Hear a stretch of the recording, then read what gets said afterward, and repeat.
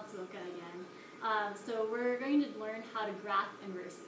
So when we graph inverses, there are two different ways how to graph them.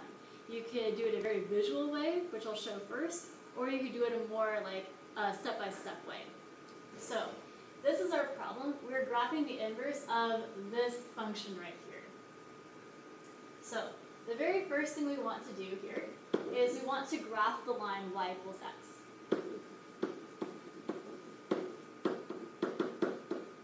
Now you might have completely forgotten how to graph a line, so I'm going to quickly talk about that. To graph a line, you need the slope and the y-intercept. So our slope is 1, because the number 1 is kind of that invisible multiplying the x. So our slope is 1. Our y-intercept is 0, because we're really not adding any number here, so it's just going to be 0. So this is where we start. We start at 0. Our slope is telling us we go up 1 over 1. So we go up 1 over 1, and we graph our line.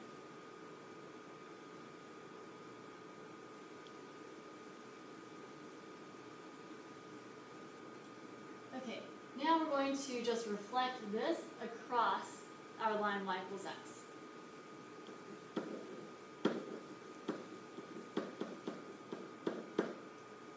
So we reflect the original graph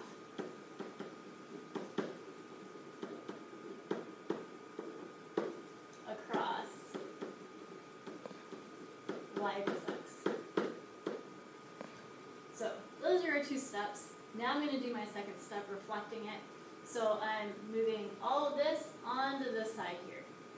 So you can see that it starts off around here. So that's going to be like right about over here. Kind of gives us a specific point. It's -6 and the 1.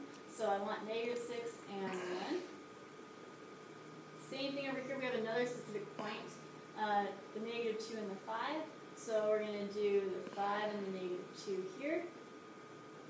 And you can see, like, from the shape of this, it's curving towards the line. So we want to make this curve towards the line.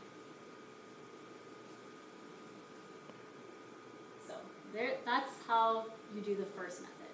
Hi, I'm Ms. Mathsuoka again. This is part 2 of my earlier video about graphing inverses. So earlier I talked about method 1, which was a very visual method. And this is method 2, so it has like a couple more steps, but it's easier to follow, I think. So, first thing you want to do is you want to find some original points on your graph. So this is our original graph still, and now we're just finding original points on it. So they gave us one point right here, this -2, 5. We also have this point over here, which is, let's see, that's -6, 1. And let's see, it looks like we also have this point up here, which is 0, 6. If you want, you can get like more points, but I think this is pretty good. We can really see the shape of it from those 3 points. So I'm just going to write the 3 of those points right here so that we have them a little bit separated. So -6, 1. We had -2, 5, and then 0, 6. Now, I like to keep them in the same order, going from left to right, or going from however they're connected, just because that way you know how to connect them later. Next step is we're going to switch the x and y coordinates. That's what we always do with inverses. So we always switch the x's and the y's. They're just the opposite of each other. So remember, this is our x coordinate, that's our y coordinate, so they switch around. It's going to look like 1, -6 now. This one is going to become 5, -2. This last one is going to become 6, 0. So we've done our first 2 steps. Now all I need to do is graph these 3 new points, and I'm going to make the curve going through them. So I start with this point, 1, -6. So 1, -6 is right here. My next point is 5, -2. So 5, -2, and my last point is 6, 0. So that's right here. So you can see that curve already. So I'm just going to follow that curve here. Okay, just like that, and that's our second method. And here's here's our bonus question for graphing inverses. So we have this right here.